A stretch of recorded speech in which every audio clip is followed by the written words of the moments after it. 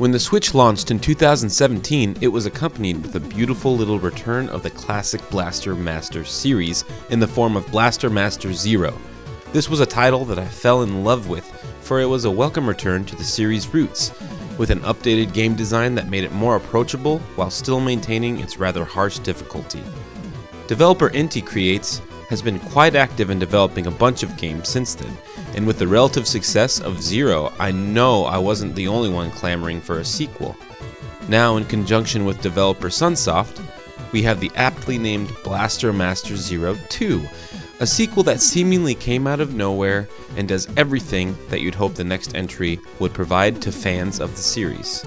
Taking place directly following Zero, Jason, Fred, and Eve are traveling through space in the classic and dependable Sophia, a tank that can not only soar between galaxies with ease, but can also jump across various platforms. That's not all, for the legendary tank has been upgraded to the G Sophia, adding in a host of new powers and a new Gaia energy system gauge that fills up by slamming down onto the ground from tall heights and converting the kinetic energy into SP, which is used for the tank's powers. The Blaster Master series has always been known for its dynamic gameplay, featuring two different modes that intertwine throughout the game's campaign. Most of the time, the player is controlling a tank through a side-scrolling Metroid-like world, gaining new and powerful abilities to fight off enemies, and unlocking new paths in different environments. Where the game cleverly spices up gameplay is with the ability to eject Jason from the G Sophia and walk around the world alone. This can be quite treacherous, for his ability to withstand falling from a short height rivals Jumpman from Donkey Kong.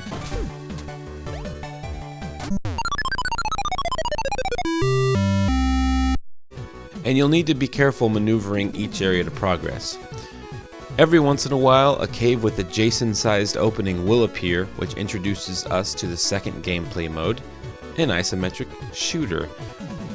When Jason enters a small cave, leaving his trusted tank behind, the game completely changes its feel of scale and control and brings a new host of mechanics and power-ups as well.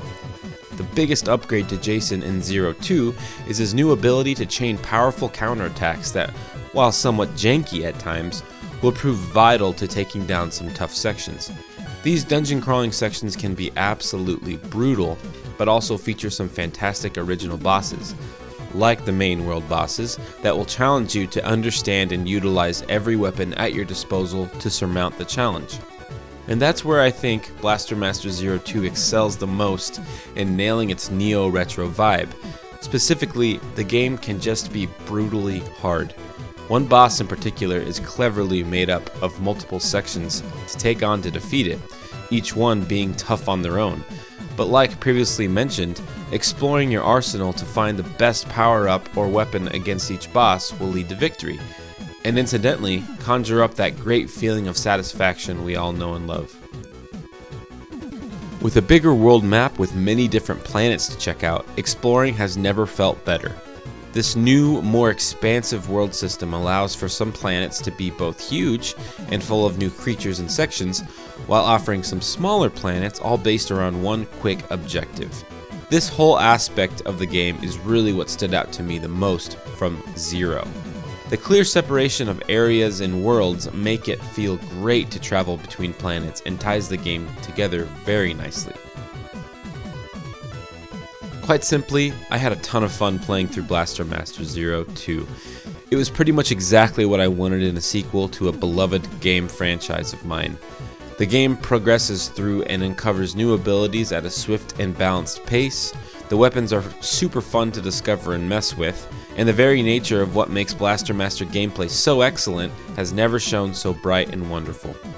If you love great retro games, you won't want to miss out on Blaster Master Zero 2.